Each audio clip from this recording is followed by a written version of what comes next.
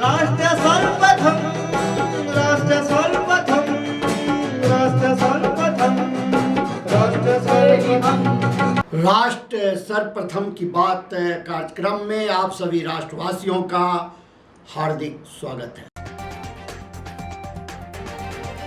Calcutta high court ने जाली हस्ताक्षर मामले में अभिषेक बनर्जी को 3 हफ्तों के लिए गिरफ्तारी से सुरक्षा प्रदान की है। मध्य प्रदेश से राज्यसभा चुनाव के लिए कांग्रेस की एकमात्र उम्मीदवार मीनाक्षी नटराजन का नामांकन खारिज होने का मामला अब सुप्रीम कोर्ट पहुंच गया है। स्ट्रेट ऑफ हॉर्मुज के पास ओमान तट पर वाणिज्यिक पोत एमटी सेटेबेलो पर हुए हमले में 3 भारतीय नाविक की मौत की पुष्टि हुई है। देश भर में सड़क हादसों में जान गंवाने वाली गृहिणियों के परिवारों को मिलने वाले मुआवजे को लेकर सुप्रीम कोर्ट ने एक ऐतिहासिक और बड़ा फैसला सुनाया है। एआईएडीएमके को बड़ा झटका लगा है। पार्टी के वरिष्ठ नेता और पूर्व मंत्री पी बेंजामिन अपने समर्थकों के साथ डीएमके में शामिल हो गए हैं। दिल्ली की जमीन पर निवेशकों का बड़ा भरोसा। ई नीलामी में 3 गुना दाम में बिकी डीडीए की संपत्तियां। 25 अगस्त से 14 सितंबर 2026 तक रोहिणी सेक्टर 16 स्थित रामलीला मैदान में आयोजित होने वाला उत्तराखंड लोक महोत्सव 2026 उत्तराखंड की सांस्कृतिक पहचान को राष्ट्रीय मंच पर प्रस्तुत करेगा। एनसीटी ने इंदौर और सूरत के सफल मॉडल की तर्ज पर राजधानी में 5 अत्याधुनिक फूड हब बनाने की योजना बनाई है, जहां रेहड़ी पटरी वाले विक्रेताओं को भी स्थायी जगह मिलेगी। राम मंदिर में दान राशि की कथित हेराफेरी को लेकर विवाद गहराता जा रहा है। मामले में निष्पक्ष और पारदर्शी जांच की मांग तेज हुई है। कई संतों और जनप्रतिनिधियों ने सच्चाई सामने लाने पर जोर दिया है। बरेली में बुधवार रात आई तेज आंधी और बारिश ने शहर से लेकर देहात तक तबाही मचाई। शहर में सैकड़ों खंभे गिरने से बिजली व्यवस्था ठप हो गई। एशिया की सबसे बड़ी फर्नीचर मार्केट के नाम से चर्चित कीर्तिनगर फर्नीचर मार्केट के व्यापारी सीलिंग की कार्रवाई को लेकर परेशान हो उठे हैं। कीर्तिनगर फर्नीचर मार्केट एसोसिएशन के प्रधान रतिंदर पाल सिंह भाटिया उर्फ रोम्पी भाटिया ने इस संदर्भ में क्षेत्रीय विधायक को अपने मार्केट की गंभीर समस्याओं से लिखित रूप से अवगत कराया है।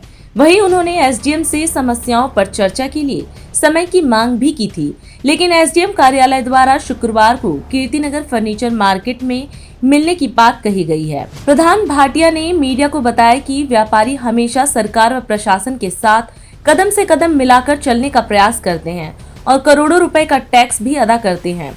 उन्होंने कहा कि जिस प्रकार से इस मार्केट में सीलिंग की कार्रवाई की गई है वह पक्षपातपूर्ण नजर आ रही है। सीलिंग की कार्रवाई का नोटिस कई सवालों को जन्म दे रहा है, जो जांच का विषय है। प्रधान रतिंदर पाल सिंह भाटिया ने नेशनल टीवी चैनल सर्वधर्म संगम को बताया कि शुक्रवार को एसडीएम से मुलाकात के बाद व्यापारी एकजुट होकर न्याय के लिए कदम उठाएंगे। उन्होंने कहा कि व्यापारी विभिन्न तरीकों से अपनी एकजुटता प्रदर्शित करने की बात कर रहे हैं। प्रधान ने कहा कि यदि व्यापारियों को दबाने का प्रयास किया गया तो वे सामूहिक रूप से मार्केट पर ताला लगाकर उसकी चाबियां दिल्ली के मुख्यमंत्री को सौंप देंगे। मेरा नाम है आयुष्मान झा, आप देख रहे हैं सर्वधर्म संगम न्यूज़। आज हम हैं फर्नीचर ब्लॉक में, जहां शनिवार के दिन एक साथ 4 दुकानें सील कर दी गई है, जिसके कारण व्यापारियों में बहुत ज़्यादा उलझन और परेशानी बढ़ गई है। बताएं कि जो शनिवार को सीलिंग हुई है, हाँ जी, वो क्या कोई कारण दिया गया, कोई नोटिस पहले दिया गया या सीधा सील का, आखिर परेशानी क्या आ रही है व्यापारी? सर कोई भी दिक्कत मतलब हमें कुछ बताया ही नहीं, ना नोटिस पहले आई, ना कुछ भी नहीं आया, ना बताया गया। हम तो बैठे रोज़ की तरह बैठे होते हैं, 5:30-6 बज रहे थे। एकदम से पुलिस वाले आए, उन्होंने बोला बाहर निकलो। बाहर हम निकल गए, उन्होंने तुरंत सील कर दिया। ना कुछ बताया, ना पहले नोटिस आया, कुछ भी नहीं। रोज़ की तरह ही ऐसे बैठे थे। कारण क्या बताया गया है सील करने का? कुछ भी नहीं बताया हमें, तो ये बात ही नहीं की। सामान तक नहीं, झोला ले टिफिन तक नहीं हटाने दिया अगले ने। कितना दिन हो गया सील हुआ? ऐसे पकड़ लिए हाथ को। शनिवार को। क्या नुकसान, मतलब कितना नुकसान हुआ? आप लोग किस किस के पास गए हैं इसके? सर नुकसान ही हुआ है सर, 5-6 बंदे लेबर हैं, हर चीज़ है, दुकान का है, सारा कुछ है सर। तो हर चीज़ बहुत नुकसान हुआ है सर, बहुत ज़्यादा नुकसान। कुछ भी नहीं। आप किसी के पास गए मदद मांगने के लिए कि हमारे दुकान को ऐसे बिना बताए सील कर दिया गया है, तो इसके लिए कुछ किया जाए, इसको खुलवाया जाए। सर एक दो तीन बार गए ऑफिस में, कोई सुनवाई नहीं है, कोई बात ही नहीं करता, कुछ भी नहीं करते सर, बात ही नहीं करता कोई भी कि क्या हुआ है, किस वजह से हुई है, हमें तो कुछ बताया नहीं। एक बार नोटिस भी देते कि हाँ क्या हुआ, हमें भी कुछ समझ में आए, कोई बात ही नहीं करता, कुछ भी कहते ही नहीं। हाँ, यही मजबूरी है कि सुनवाई सही बात नहीं है। पता है कि कब तक खोलेंगे ये सील? अभी तो सर कुछ पता नहीं है सर, अभी तो कुछ नहीं। कोई मांग भी रखी गई है दुकान खोलने के लिए अलग से किसी थर्ड पर्सन के थ्रू? नहीं, मांग तो ऐसी कोई बात आई नहीं है, ऐसी बात नहीं है, लेकिन सर ये गलत है ना नोटिस कोई देना, ना कुछ बताना, जब मर्जी सर ऐसे सील कर दिए, दुकान खोल के बैठे हैं सर, ऐसे तो गलत काम धंधा तो नहीं कर रहे सर। हमारे बीच में फर्नीचर ब्लॉक में एक व्यापारी हैं साथ में, आइए इनसे जानते हैं इन्हें क्या क्या समस्याएं आ रही हैं। डियोन डेकोर का शोरूम मैनेजर हूँ। शनिवार को रात 5:30 बजे 6 बजे आए थे सर, एसडीएम साहब लोग आए थे और उन्होंने सील करके विदाउट नोटिस चले गए। ये आप जो विदाउट नोटिस सील किया गया उसमें कारण क्या बताया गया है? उन्होंने हमें ऐसा कुछ नहीं बताया, ना कोई नोटिस आई ना कुछ आया, बस 3 जन आए थे, बोले शटर बंद करो, सील करना, सील करके चले गए।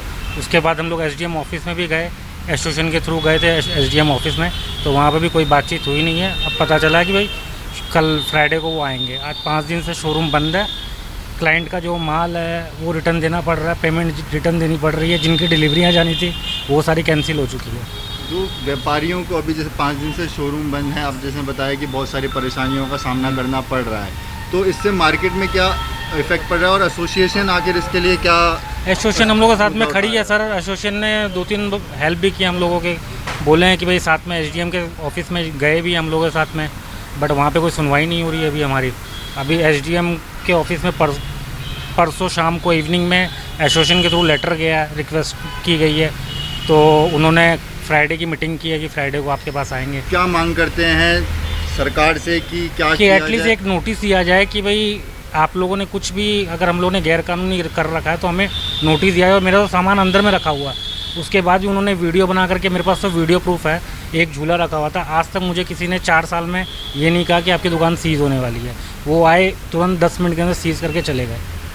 जब भी सील होता है तो ताले पे एक ठप्पा लगाया जाता है, एक स्टैंप लगाया जा सकता है, पर आप देख सकते हैं कि यहाँ ताले को एक नॉट से बांध दिया गया है और उसके ऊपर मोम गिरा करके उसको सील किया गया है, जबकि ऐसा कोई प्रॉपर स्टैंप भी नहीं दिया गया है।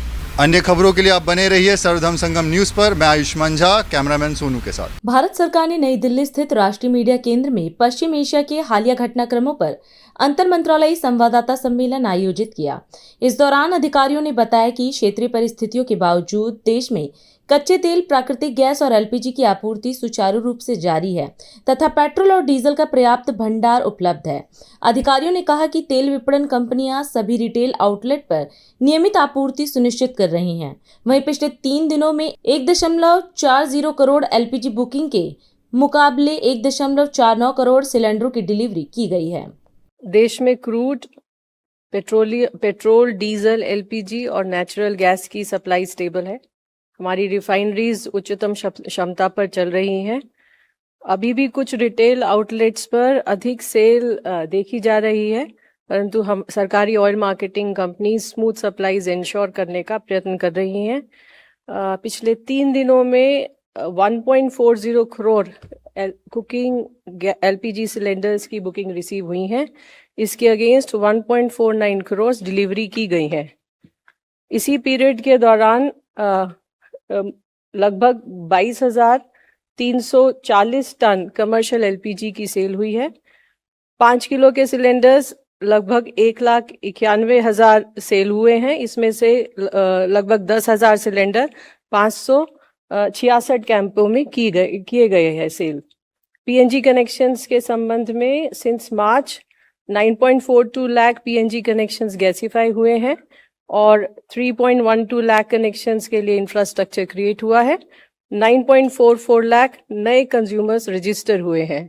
In addition to this, Government of India, White Letter 10th June, has requested Chief Secretaries of all the states and Union Territories to issue necessary instructions to District Collectors, District Magistrates, Commissioners, Special Officers of urban bodies to collaborate with respective SLCs, CGD entities to nudge and urge LPG consumers to fully migrate to PNG wherever available. The involvement of district and urban body administration will improve the outcome of ongoing effort of the government in expanding PNG network.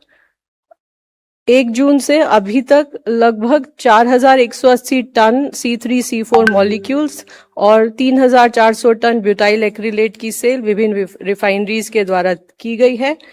पिछले 3 दिनों में 225 LPG cylinder seize हुए हैं, 2 FIR register हुई हैं और 1 व्यक्ति को अरेस्ट किया गया है। ऑयल मार्केटिंग कंपनीज के द्वारा भी 19 डिस्ट्रीब्यूटर्स को शो कॉज नोटिस दिया गया है और 19 पर पेनल्टी इम्पोज की गई है। पेट्रोल और डीजल के संबंध में मणिपुर में 3,680 लीटर पेट्रोल सीज हुआ है, 1 FIR रजिस्टर हुई है और 2 लोगों को अरेस्ट किया गया है। पिछले 3 दिनों में ऑयल मार्केटिंग कंपनीज ने भी 291 डीलर्स को शो कॉज नोटिस दिया है, 14 पर पेनल्टी इम्पोज की है और 461 को सस्पेंड किया है। अंत में मैं सभी से ये रिक्वेस्ट करूंगी कि आइए हम सब अपने दैनिक उपयोग में ऊर्जा संरक्षण का हर संभव प्रयत्न करें। अपनी आवश्यकता के अनुसार पेट्रोल, डीजल और LPG सिलेंडर का क्रय करें और अफवाहों से बचें। जहां पर भी संभव हो वहां ऑल्टरनेट सोर्स जैसे PNG, इंडक्शन और इलेक्ट्रिक कुकटॉप पर का उपयोग करने का प्रयत्न करें। धन्यवाद। आम आदमी पार्टी ने भाजपा पर ओजोन के नाम पर दिल्ली में करीब लाखों लोगों को बेघर करने का आरोप लगाया है। इस मुद्दे पर आयोजित प्रेस वार्ता में पार्टी के वरिष्ठ नेता सौरभ भारद्वाज ने कहा कि ओजोन में आने वाली संपत्तियों पर पिछले कुछ दिनों से ध्वस्तीकरण की कार्रवाई जारी है। उन्होंने आरोप लगाया कि सरकार की ओर से कार्रवाई नहीं किए जाने के दावे के बावजूद ओजोन की कई रिहायशी इमारतों पर बुलडोजर चलाया गया। भारद्वाज ने सरकार से केवल मौखिक आश्वासन देने की बजाय लिखित और कानूनी प्रावधान करने की मांग की। उन्होंने कहा कि दिल्ली विशेष प्रावधान अधिनियम के तहत अनधिकृत कॉलोनियों को मिली सुरक्षा की तरह ओजोन की रिहायशी बस्तियों को भी संरक्षण मिलना चाहिए। ओजोन या कहीं तथाकथित ओजोन के अंदर जिनकी मिल्कियत आती है, जिनकी प्रॉपर्टीज आती हैं, घर आते हैं, उसके ऊपर पिछले कुछ दिनों से सरकार द्वारा डेमोलिशन कराया जा रहा है और उसको लेके दिल्ली के अंदर ऐसा हाहाकार है जैसा कि कुछ समय पहले झुग्गी झोंपड़ी वाले लोगों के मन में हाहाकार था।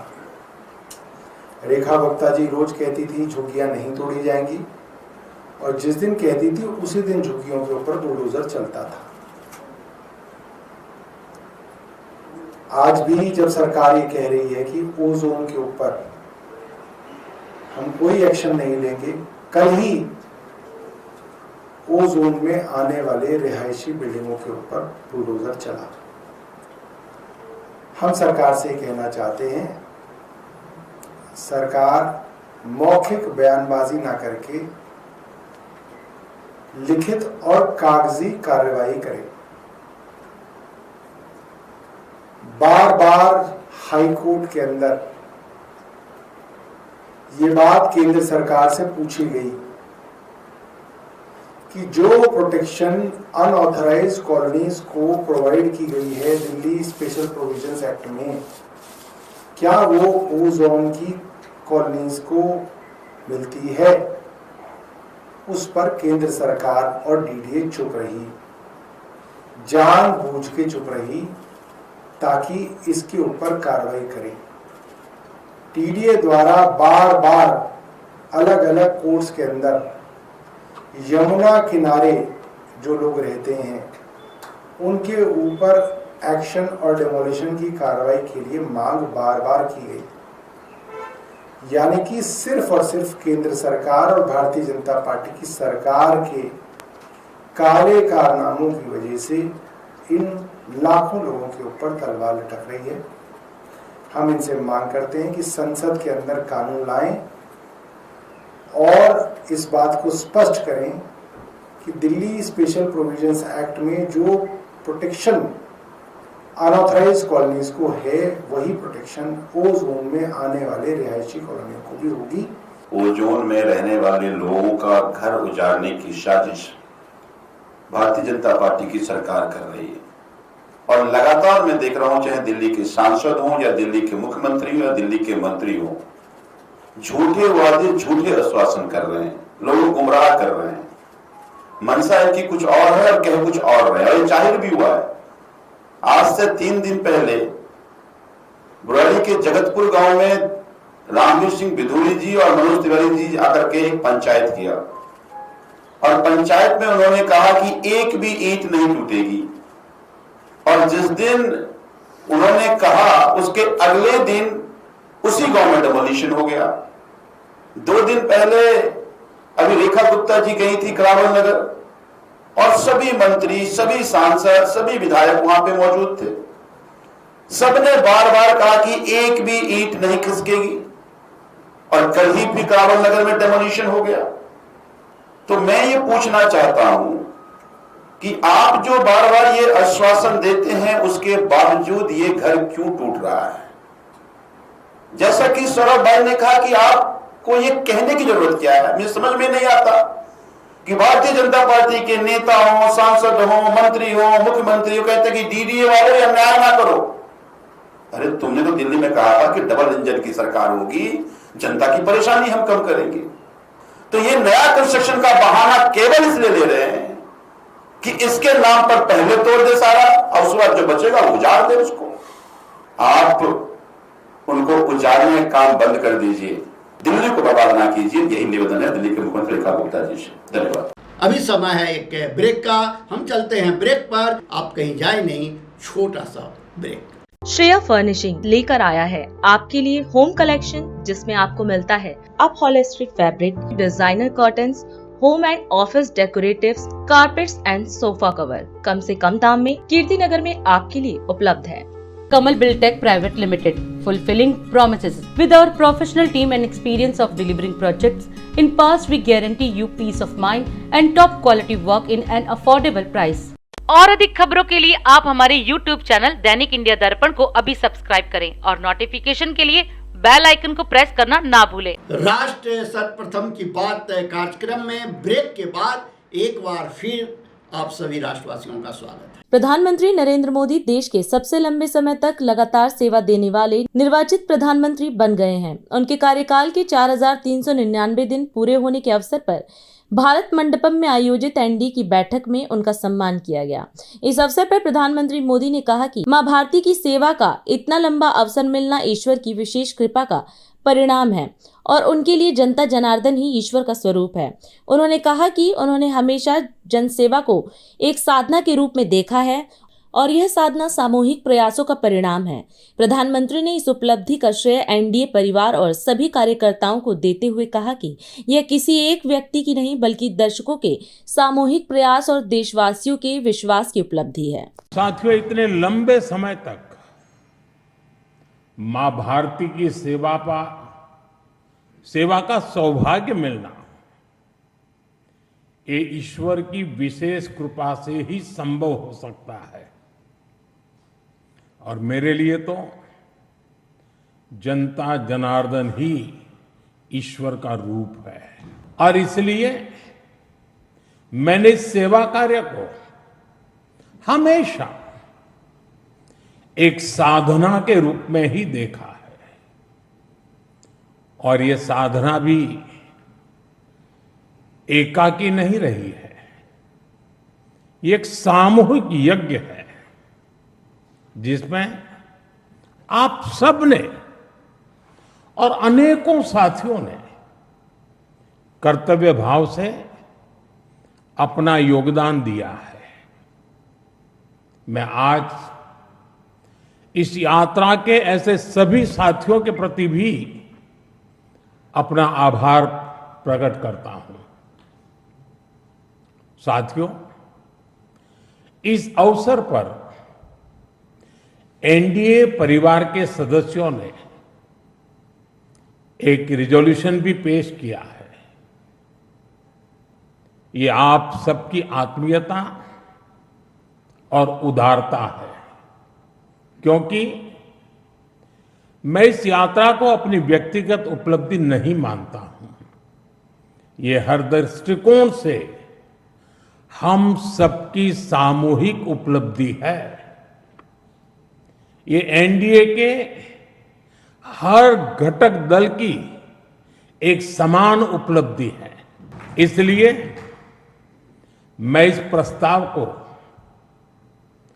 आप सभी को भाजपा समेत हमारे एनडीए परिवार के सभी कार्यकर्ताओं को समर्पित करता हूं। साथियों, भारत की जनता का निरक्षीर विवेक हमेशा अद्भुत रहा है।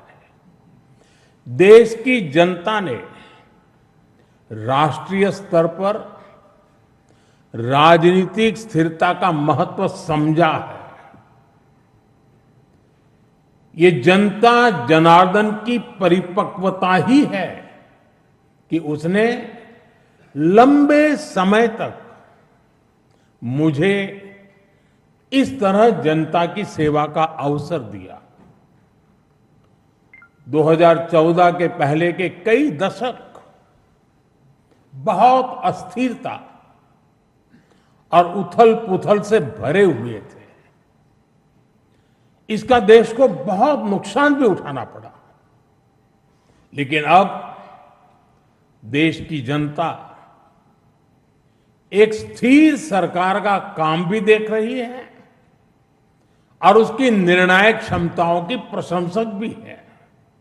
नई दिल्ली के भारत मंडपम में आयोजित एनडीए की बैठक में केंद्रीय गृह मंत्री अमित शाह ने प्रधानमंत्री नरेंद्र मोदी के नेतृत्व की सराहना करते हुए कहा कि उन्होंने 62 वर्षों का रिकॉर्ड तोड़ते हुए सबसे लंबे समय तक निर्वाचित प्रधानमंत्री के रूप में देश की सेवा करने का कीर्तिमान स्थापित किया है। अमित शाह ने कहा कि प्रधानमंत्री मोदी का कार्यकाल राजनीतिक स्थिरता, निर्णायक फैसलों और मजबूत सुरक्षा तथा विदेश नीति के लिए इतिहास में स्वर्ण अक्षरों में दर्ज होगा।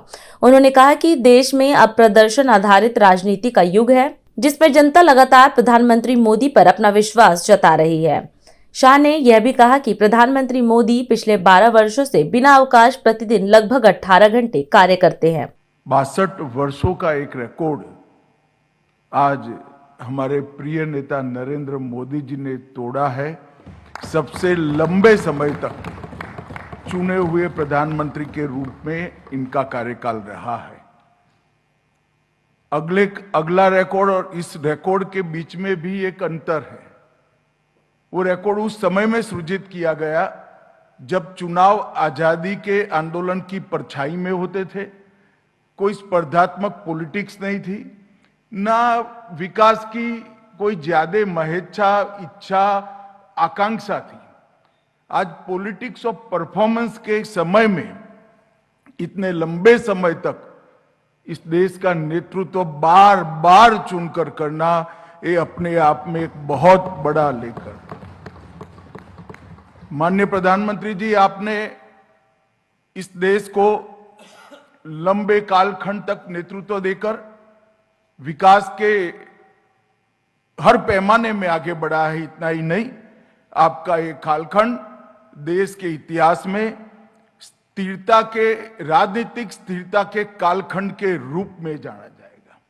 आपका एक कालखंड नीतियों की सृजन और इसके स्थिर इंप्लीमेंटेशन के रूप में जाना जाएगा। आपका एक कालखंड मजबूत रीढ़ की हड्डी वाली विदेश नीति को इंट्रोड्यूस करने वाले कालखंड के रूप में जाना जाएगा।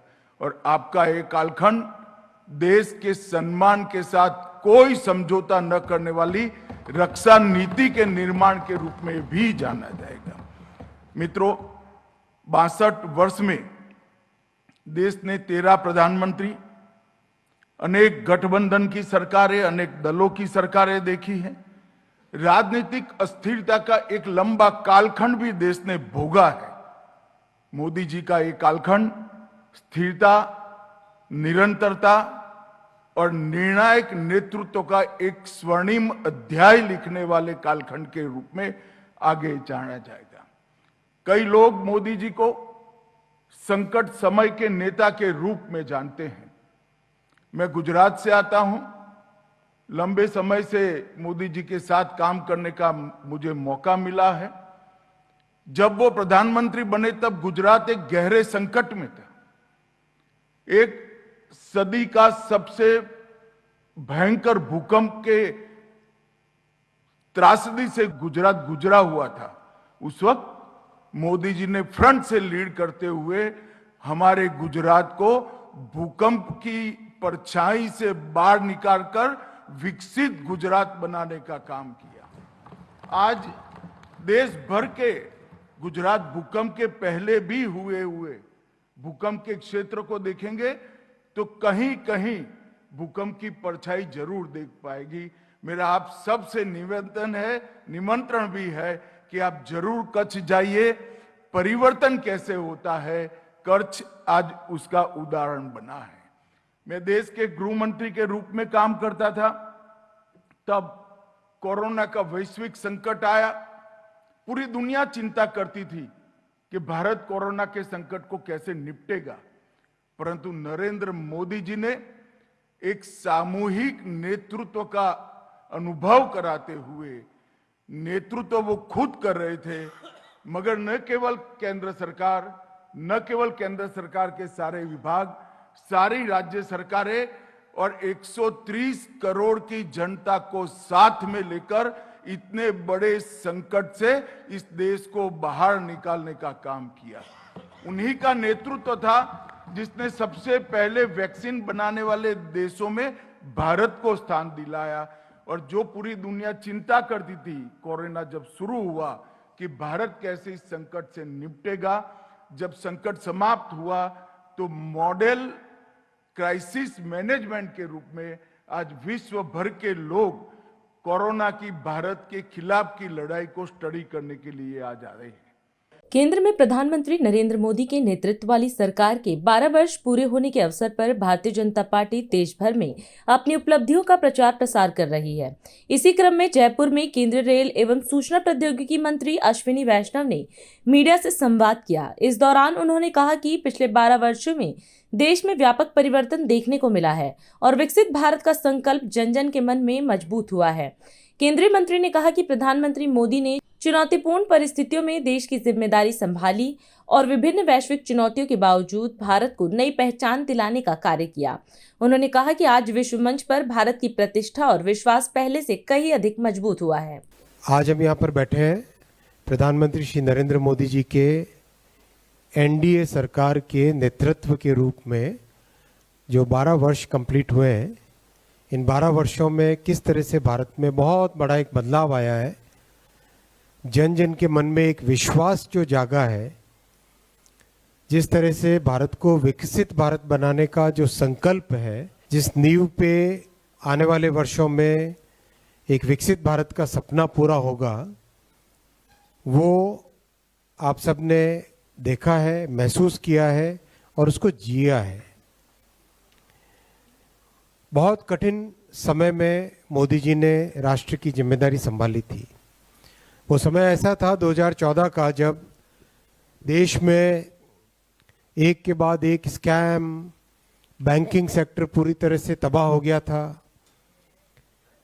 विश्व में भारत के बारे में एक तरीके से चिंता होने लग गई थी सारी दुनिया को कि भाई इतना बड़ा राष्ट्र है और फ्रेजाइल 5 में गिना जाता था। तब से अब में आज जब सारी दुनिया में विषम परिस्थितियां हैं और एक के बाद एक विषम परिस्थितियां आई, एक के बाद एक चैलेंजेस आए। चैलेंज आया कोविड का, चैलेंज आया रशिया और यूक्रेन के वॉर का, और अभी चैलेंज आया वेस्ट एशिया में जो वॉर चल रहा है अभी उसका। इन सब चैलेंजेस के बावजूद मोदी जी ने देश को जिस तरीके से संभाला है, जिस मैच्योर तरीके से संभाला है, आज सारे विश्व में भारत की पहचान उससे एक नई बनी है। लोग कहते थे कि भारत एक कभी भी विकसित देशों की श्रेणी में खड़ा नहीं हो पाएगा। लोग कहते थे कि भारत की कई तरह की समस्याएं हैं, उन समस्याओं को सामाजिक हो, आर्थिक हो, उनको लेके भारत के बारे में चिंता व्यक्त होती थी।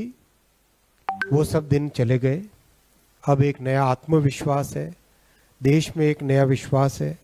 और अधिक खबरों के लिए आप हमारे YouTube चैनल दैनिक इंडिया दर्पण को अभी सब्सक्राइब करें और नोटिफिकेशन के लिए बेल आइकन को प्रेस करना ना भूलें। आज हम इस कार्यक्रम में आपसे विदा लेते हैं। आप अन्य खबरों के लिए बने रहें। राष्ट्र सर्वप्रथम, वंदे मातरम, जाग उठा है भारत। राष्ट्र सर्वप्रथम राष्ट्र सर्वप्रथम राष्ट्र सर्वप्रथम राष्ट्र सर्वप्रथम